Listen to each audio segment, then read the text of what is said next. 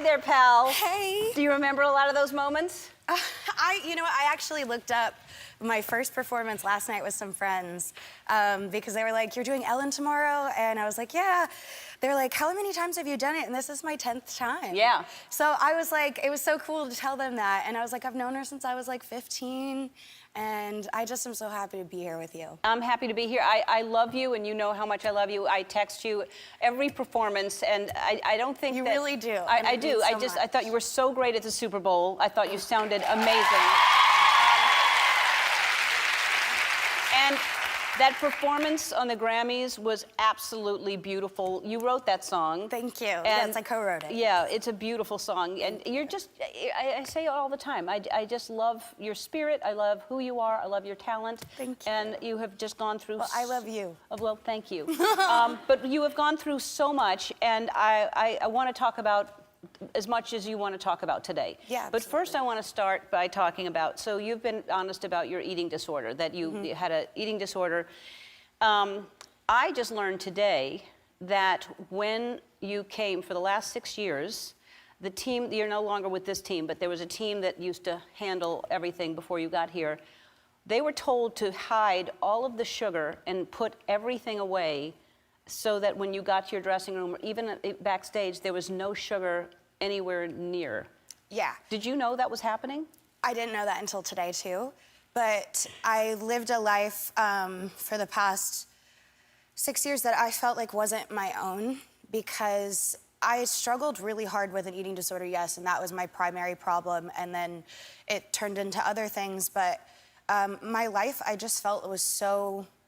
And I hate to use this word, but I felt like it was controlled by so many people around me that if I was in my hotel room at night, they would take the phone out of the hotel room so I couldn't call room service.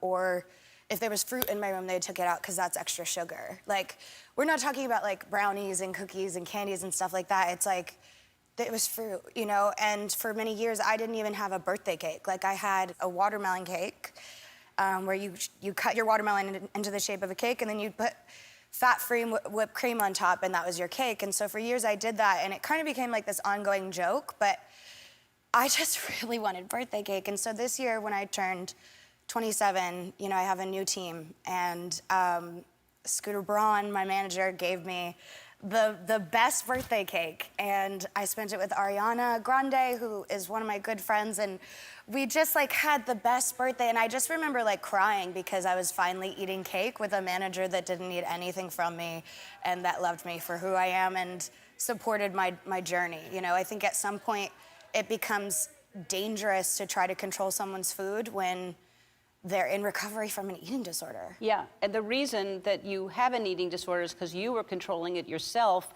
trying to, you know, Portia wrote a book about this, yes. And she got down to 80 pounds. This is before I met her, but she almost died. She got down to 80 pounds, and she had decided to not withhold anymore, so she gained weight with anything she ate. And when I met her, she was at her heaviest at 160 pounds, and I didn't notice it. That's when I fell in love with her. And she was scared that I would meet her at 165 pounds when I just thought she was a beautiful person. And you are a beautiful person, and you need to eat whatever you want to eat and not withhold from... That's how your body, you know, figures it out. Yeah, and I had a moment this Saturday where I spent it alone. It was a Saturday night, and I was like, you know what? It's a self-care night. I am gonna take a bath, get a massage, and I just had this moment of happiness after taking care of myself where I was just like, I started laughing by myself in my room, and the phrase that kept repeating in my head was, you are completely whole as you are, without anybody, without substances, without this food, without whatever, like, you are good, girl. Yes. And that's what I want everyone to know, and that's why the song that I have coming out is called I Love Me. Like, we are good by ourselves. We don't need a partner. We don't need, like, substance. We're good. You are good. We're going to take a break. We're going to talk about the relapse, and we're going to talk about everything that you are, which is magnificent. Thank you. We'll be right back.